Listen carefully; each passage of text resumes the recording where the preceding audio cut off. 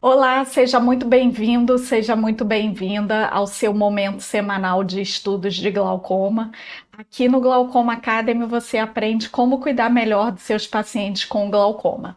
O meu nome é Samantha Vasques, eu sou oftalmologista especialista em glaucoma e catarata do Rio de Janeiro. E nessa aula eu vou apresentar para vocês um caso clínico de uma paciente que eu venho acompanhando há algum tempo com um diagnóstico de glaucoma e com um histórico de uma cirurgia refrativa prévia. A cirurgia refrativa, ela traz alguns desafios tanto de diagnóstico quanto de acompanhamento para o glaucoma, e esse é um caso de uma paciente jovem e que além da cirurgia refrativa, a gente tem alguns outros comemorativos interessantes desse caso que vão ser legais de a gente discutir. Então vamos lá conhecer a história da nossa paciente. Eu trouxe aqui uma paciente do sexo feminino de 42 anos que veio para um exame de rotina porque o pai tem um diagnóstico de glaucoma. O pai dela é meu paciente e eu sempre oriento meus pacientes que os filhos, os irmãos precisam fazer exame, e aí ele indicou a filha dele para fazer um exame de rotina. Nessa consulta, ela tinha uma história de há 2 anos ter uma piora de acuidade visual do olho direito. Ela relatava que o olho direito não tinha a mesma nitidez e a mesma qualidade de visão que o olho esquerdo tinha. Na HPP, ela tinha uma história de uma cirurgia refrativa feita há 18 anos atrás, e antes de operar, ela tinha uma alta miopia de menos 5,75, também uma história clínica de dislipidemia, e o pai dela tem um glaucoma avançado nos dois olhos e acompanha comigo também. No exame, uma refração inocente, ali um residual de 0,75 de miopia no olho direito e de astigmatismo no olho esquerdo, fazendo 20/20 nos dois olhos.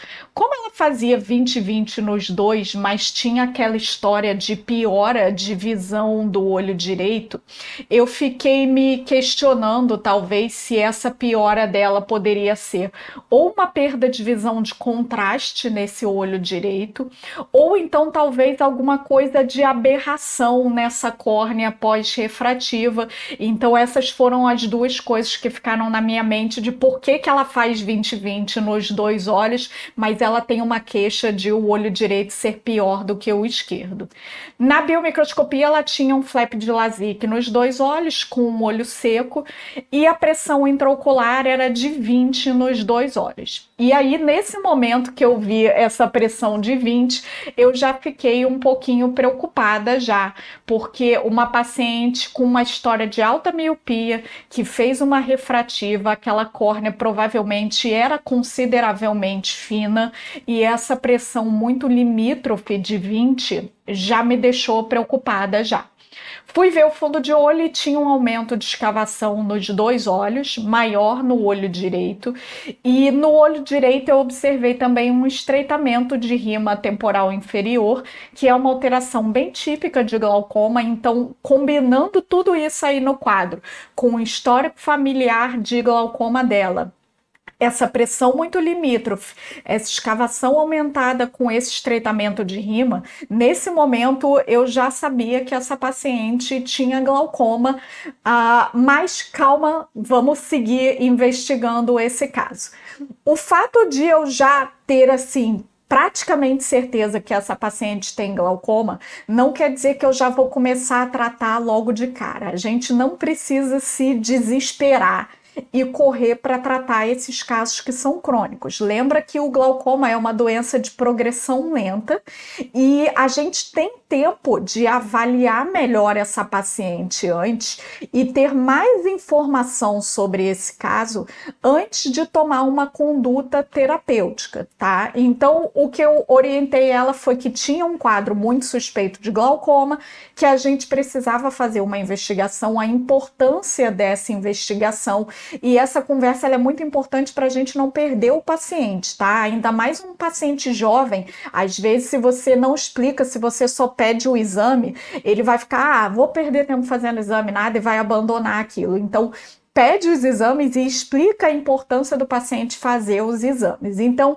eu pedi uma topografia de córnea por conta da refrativa prévia dela, o mapeamento de retina, afinal ela é automíope, por mais que agora esteja corrigida pela refrativa, e pedi a investigação de glaucoma, retinografia, OCT de nervo óptico, paquimetria, gonioscopia e campo visual. E aí, nesse momento, eu ainda não comecei a tratar essa paciente, porque eu quero ter mais informações sobre esse caso antes, e até uma outra medida da pressão intraocular dela basal também. E aí essa paciente retornou com os exames. Na gonioscopia, ela tinha um ângulo bem aberto, com uma pigmentação de 2 cruzes. A paquimetria, como eu esperava, era uma paquimetria bem fina, de 483 no olho direito, 477 micrômetros no olho esquerdo. Dessa vez, a pressão 21 nos 2 olhos, então ela segue ali com medidas bastante limítrofes da pio. Infelizmente eu não tenho aqui a foto do nervo para mostrar para vocês aquele estreitamento de rima temporal inferior do olho direito que eu vi no fundo de olho. Mas o OCT, ele vai mostrar para a gente essa alteração também.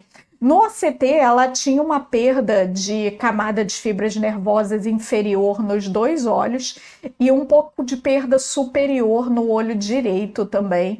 E realmente o que chama mais atenção é essa perda temporal inferior do olho direito, que é a alteração mais significativa.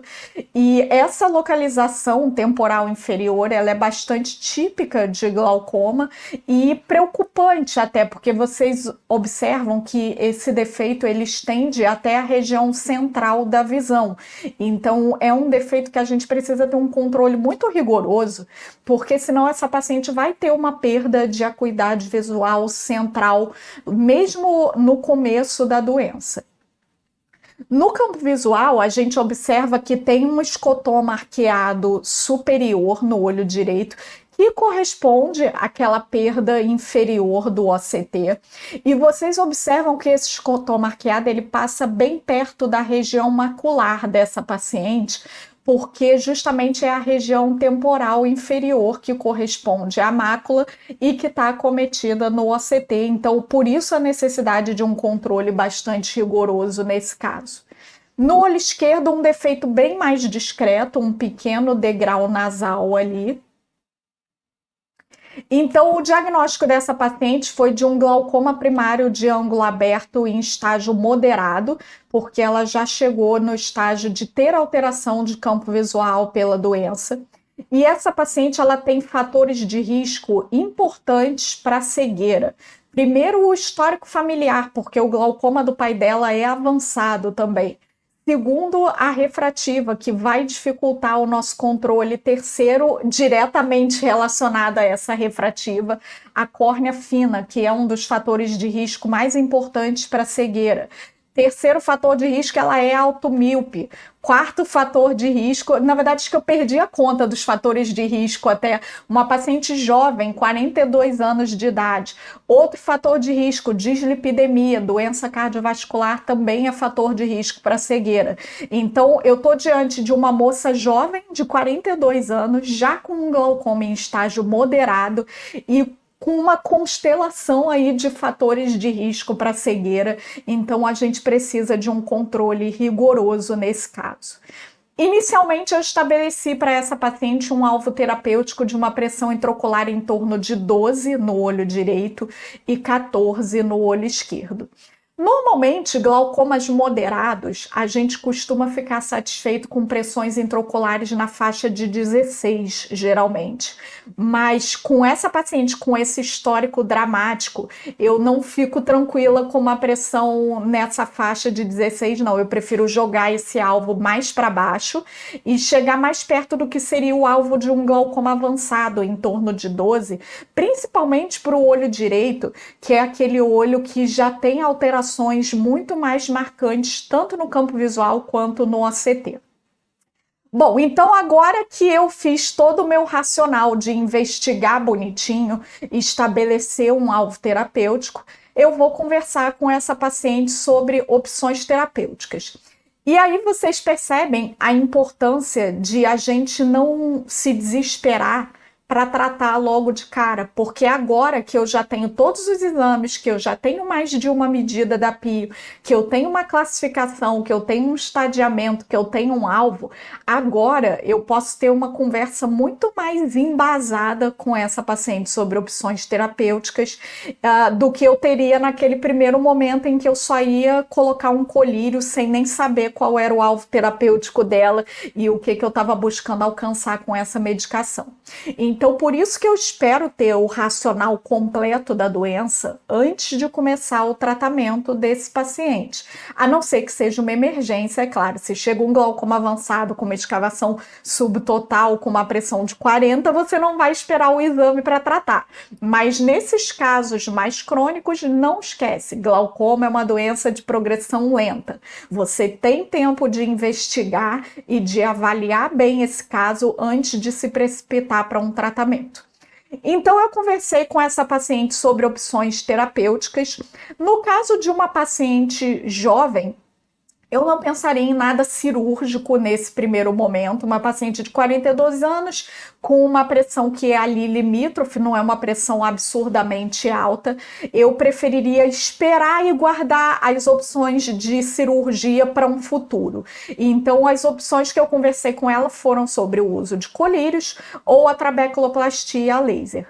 E aí o que ela me relatou foi uma dificuldade de adesão com medicamentos. Lembra que ela já usa a medicação da dislipidemia e ela relata que esquece com frequência, que tem dificuldade de manter.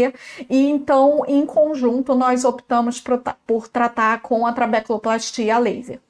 A trabeculoplastia laser é um tratamento que eu gosto muito em pacientes jovens, apesar de, pela literatura, o jovem não ser o melhor respondedor possível com a trabeculoplastia, o idoso responde melhor do que o jovem.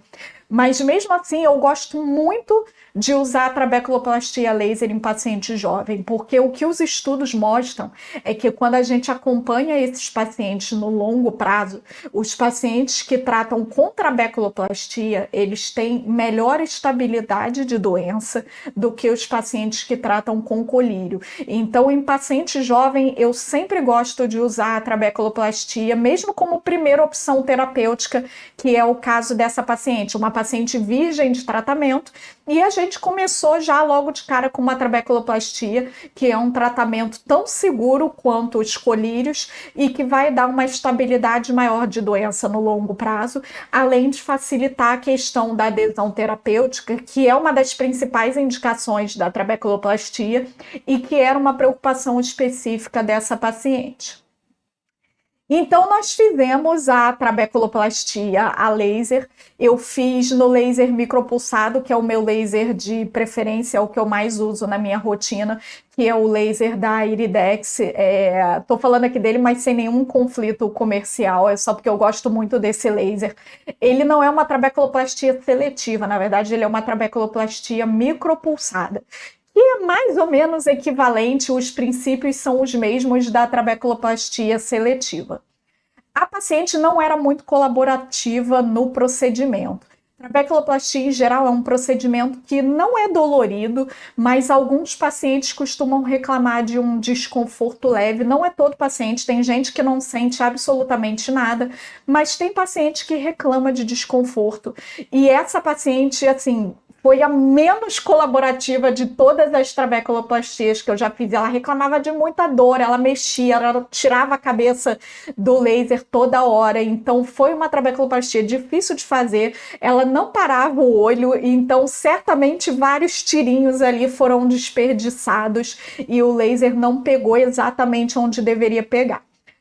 Assim, quando eu vi ela no D7, o olho esquerdo parecia ter respondido um pouco, porque o direito ela mantinha ali 22, aquelas pressões limítrofes de antes já.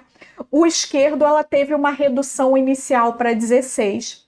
Normalmente, pós de trabeculoplastia, eu faço D7 e D45. No D7, a maioria dos pacientes ainda não tem redução de pressão. Já no D45, o laser está chegando no efeito máximo dele. O efeito máximo da trabeculoplastia é entre 30 e 60 dias. Então, eu costumo ver D45, porque aí eu caio bem nesse prazo em que o laser está chegando no efeito máximo. E, mesmo assim, não tivemos uma redução considerável de pressão.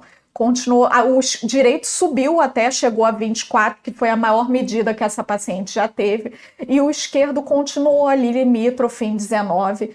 Como aquela aplicação de laser tinha sido bem ruinzinha, eu usei uma potência baixa porque a paciente não colaborava, então eu não desisti do laser, eu não vi essa não resposta como, na verdade, ela sendo não respondedora ao laser. Na verdade, o que eu considerei é que aquela aplicação não foi eficaz porque ela não colaborou nem um pouco. Então eu conversei bastante com ela e ela resolveu fazer uma segunda tentativa de complementar o laser. E aí eu consegui fazer uma aplicação melhor, ela realmente colaborou mais nesse dia, e aí eu consegui colocar o laser na potência máxima e aplicar com um pouco mais de precisão. No D7, ela mantinha a pressão limítrofe no direito, 22. O esquerdo parece que sempre responde melhor, já chegou com uma pressão de 15. E aí, quando eu vi ela no D45, aí sim deu um alívio, porque ela chegou com uma pressão de 12 no direito, 14 no esquerdo, que era exatamente o que eu tinha estabelecido como alvo terapêutico para ela. E aí a gente já pôde respirar um pouquinho mais aliviada. Nesse momento, ela passou a acompanhar com uma colega que eu indiquei, porque ela mora bem distante do meu consultório, e aí, como a gente tinha chegado no alvo, eu fiquei mais tranquila de deixar ela acompanhar perto de casa, ela estava reclamando aí da distância, então eu fiquei um tempinho sem ver essa paciente, mas ela tem meu telefone, toda vez que ela ia na colega medir a pressão, ela me mandava notícias de como que estava, e ao longo de um ano de segmento, essa paciente manteve pressões razoavelmente estáveis em OE. O olho esquerdo manteve sempre essa faixa de 14 de pressão, mas no olho direito, o que a gente observou é que ao longo desse um ano, o olho direito foi progressivamente aumentando de pressão. Então, ela manteve por algum tempo medidas na faixa de 12 a 14, que estavam ali próximos do alvo, e depois de uns meses a pressão começou a de pouquinho em pouquinho subir, até que chegou numa pressão de 19 no olho direito, 14 no esquerdo. Essa medida foi repetida num outro dia e foi mantida. Teve uma outra medida de 18 também com a colega no olho direito. E aí eu resolvi que estava na hora de a gente mudar de estratégia de tratamento.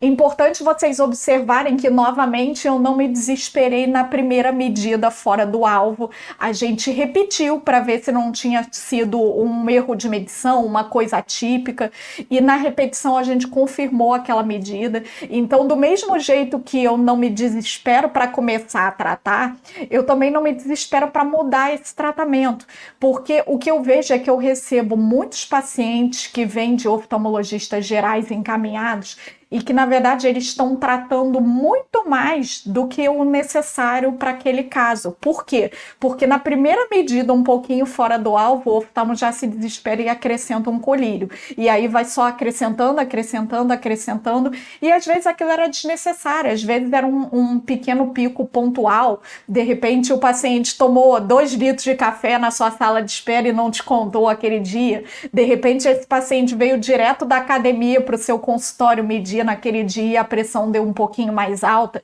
Então, cuidado, porque a pressão intraocular, ela tem muitos fatores que influenciam nela. Então, evitem tomar decisões de mudança de terapêutica baseada em uma medida. Procura sempre confirmar, tá? Então, aqui eu botei essa medida pontual de 19 e 14, que foi a última que ela teve, mas é importante vocês saberem que não foi uma medida isolada, que nós acompanhamos essa paciente por um tempo repetindo essas medidas.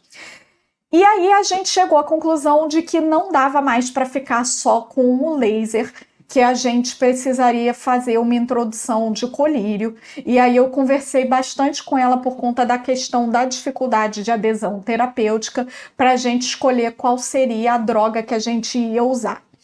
A princípio, eu estou pensando nesse momento, quando eu estou diante dela, a gente estava pensando em tratar com colírio somente o olho direito.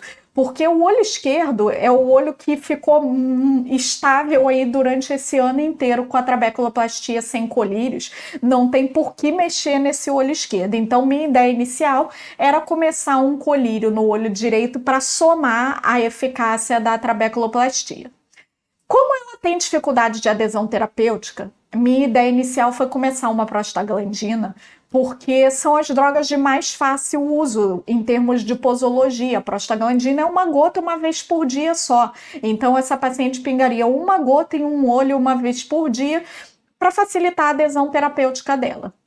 Mas tem uma questão que sempre me preocupa em relação à prostaglandina, principalmente quando eu estou prescrevendo para paciente jovem, ainda mais mulher, que é a questão da estética. Então, os efeitos colaterais estéticos das prostaglandinas geralmente dão muita queixa nesses pacientes. Então, elas queixam da olheira, do olho fundo. Então, não é legal, tá? Não é meu tratamento de primeira escolha. Se essa paciente fosse uma paciente que falasse, eu pingo certinho, eu uso certinho o remédio, não tenho problema, eu nem pensaria na prostaglandina como primeira opção para ela nesse caso específico, tá? Agora, como tinha essa coisa da dificuldade de adesão, eu conversei com ela sobre a prostaglandina. Agora, nessa questão da estética, tem um ponto que é ainda mais relevante, que é o fato de que a gente usar somente no olho direito. Porque uma das coisas que mais chama atenção na estética são as assimetrias. Então, quando o paciente pinga a prostaglandina nos dois, os dois estão com olheira, os dois estão vermelhos, os dois estão fundos. Às vezes, eles nem valorizam tanto assim. Agora, uma paciente, mulher jovem, pingando uma prostaglandina em um olho só, a assimetria entre os olhos vai ser gritante e a estética não vai ficar legal, isso é fato.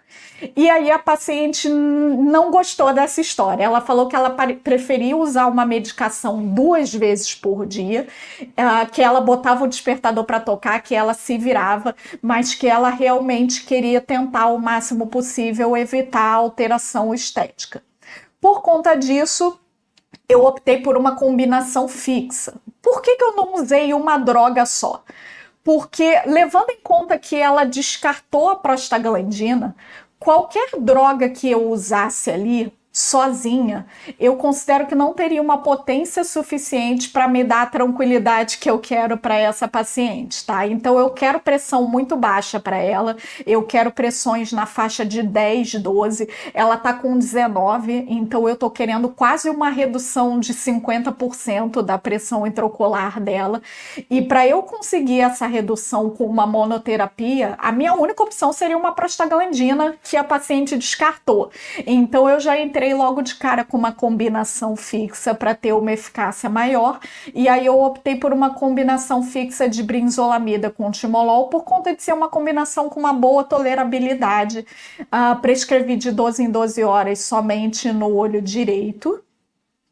E aí eu ainda não vi essa paciente depois para ver como é que ela ficou com o colírio, porque essa consulta foi bem recente, essa consulta dela em que eu introduzi a combinação tem coisa de umas 2 semanas mais ou menos, então ela ainda não voltou para eu ver como é que ficou, mas agora é basicamente ver se a pressão chegou no alvo e fazer os ajustes necessários de colírio, se for o caso, ou então seguir acompanhando. Caso, ele tem muitos pontos interessantes aí de a gente destacar como pontos importantes para você implementar na prática, não só com os pacientes pós-refrativa, mas com vários pacientes seus. Primeiro ponto essencial. Essa é uma paciente de 42 anos com um glaucoma já em estágio moderado. E essa paciente só teve o diagnóstico porque o pai dela é meu paciente e eu falei com ele que os filhos dele precisam fazer exame anualmente. Então, converse com os seus pacientes com glaucoma sobre a importância da investigação dos familiares. Se eu não tivesse conversado com o pai dela, essa paciente não teria tido um diagnóstico desse glaucoma que já é moderado. Então, você perde 2 segundos da sua consulta para falar: Dona Maria tem seu filho fez exame esse ano já? Caramba, é uma coisa tão rápida e que muda a vida de um monte de gente, porque esse paciente, sabendo disso, ele vai chegar em casa, vai ligar para a irmã, vai ligar para o irmão, vai mandar o filho na consulta. Então, é assim que a gente pode alcançar o máximo possível de pessoas para prevenir a cegueira. Sabe quando você está cansado assim dos pacientes só chegarem para você com um campo tubular? Essa é a melhor estratégia para a gente impedir que isso aconteça. É orientar o exame de rotina de todos os familiares dos nossos pacientes com glaucoma. Essa é a melhor maneira de prevenção de cegueira e essa paciente é o exemplo disso. Essa paciente não teria ido ao oftalmo se eu não tivesse falado com o pai dela que ela precisava fazer um exame. Então a gente tem que começar a pensar além do paciente que está ali na nossa frente e pensar em estratégias populacionais de controle de doença. E essa conscientização é uma das mais importantes. Os pacientes não sabem que o glaucoma é uma doença genética. Eles não sabem que eles precisam mandar os filhos deles no oftalmo, tá? Eu recebo um monte de pacientes, só meu último dia de consultório foi há 2 dias atrás. Nesse dia eu atendi 5 pessoas. Dessas 5 pessoas, 2 me relataram que só descobriram que tinha um caso de glaucoma na família depois que tiveram o diagnóstico. Tá? Isso é muito grave, gente. Isso é uma falha nossa. O que isso quer dizer? O paciente tinha um monte de casos de glaucoma na família, um monte de oftalmologistas potencialmente poderiam ter alertado esses pacientes para eles avisarem os familiares e detectarem precocemente. Em vez disso, essas pessoas não sabiam da questão genética da doença, não conversaram com ninguém da família e os outros tiveram um diagnóstico tardio. E aí, quando foram perguntar se tinha alguém na família, descobriram que tinha um monte de casos na família e que poderiam ter tido um diagnóstico muito mais precoce. Então, isso é uma coisa que não custa nada para a gente falar. Olha, avisa para os seus familiares que eles precisam fazer exame todo ano porque o glaucoma é uma doença genética. Pronto, uma frase de 2 segundos e você já teve uma baita de uma atuação na prevenção da cegueira dessas pessoas, tá? Então tenham essa rotina de conversar com os pacientes de vocês sobre o exame de familiares. Outro ponto importante sobre esse caso é a questão da adesão terapêutica em paciente jovem. Paciente jovem sempre é pior de adesão terapêutica do que o paciente idoso, tá? Eles viajam, esquecem de levar o colírio, fica até mais tarde no trabalho, aí não pinga o colírio, trabalha à noite, não leva o colírio para pingar, vai para uma festa, esquece o colírio. Então, paciente jovem, a adesão terapêutica é muito mais difícil. Eles também toleram pior os efeitos colaterais do que os nossos pacientes idosos. Então, paciente jovem é sempre um desafio de adesão terapêutica e de segmento correto também. Eles têm que voltar em 3 meses, eles voltam em 6. Então, a gente tem que ter um cuidado especial de orientação com esses pacientes. Um outro ponto importante que eu já até toquei durante a apresentação do caso é a indicação de trabeculoplastia como terapêutica primária. A gente tem estudo suficiente para mostrar que a trabeculoplastia é tão segura quanto o colírio e que ela pode dar no longo prazo melhor controle de doença do que o colírio. Então não tem motivo para a trabeculoplastia não ser uma opção só porque o paciente não usa colírio. Não tem uma regra de que primeiro tem que usar o colírio para depois fazer o laser, não. A gente pode sim fazer o laser como terapêutica primária e tem embasamento suficiente de literatura para a gente ficar seguro disso. E um outro ponto muito importante que talvez não tenha caído a ficha para vocês, mas que eu falei em todos os momentos desse caso, é a importância de incluir o paciente na decisão terapêutica. Porque quando você toma sozinho a decisão de escolher a terapêutica do paciente, a chance de ele aderir é muito menor. Então, no momento do diagnóstico, eu conversei com ela sobre a opção do laser ou do colírio e ela optou pelo laser. No momento de complementar o laser, eu conversei com ela de novo sobre o laser e o colírio e ela optou por complementar o laser. No segundo ponto do tratamento em que eu decidi entrar com colírio, nesse ponto foi uma decisão minha, porque aí o fator médico falou mais alto de eu pensar que não adianta fazer a terceira trabeculoplastia em um ano, essa paciente precisa de colírio. Então, nesse ponto não teve muita opção. Mas eu conversei com ela sobre as opções das diferentes drogas que tem disponíveis, vantagens e desvantagens de cada uma, e ela foi uma parte importante na decisão do tratamento. Então, a gente precisa corresponsabilizar o paciente no tratamento do glaucoma, e isso vale para qualquer doença crônica. O paciente precisa ser parte ativa desse tratamento, para esse tratamento funcionar. Eu espero que esse caso tenha trazido aí algumas ideias para vocês de como conduzir alguns pacientes nesse exemplo, um caso difícil de uma paciente jovem pós-refrativa. Se você gostou dessa aula, se inscreve aqui no Glaucoma Academy. Toda semana eu trago aulas que vão ajudar vocês a cuidarem melhor dos pacientes com glaucoma. Se você ficou com alguma dúvida, me manda uma mensagem aqui embaixo nos comentários desse vídeo ou então nas minhas redes sociais. E até semana que vem para a gente ter mais uma aula sobre glaucoma.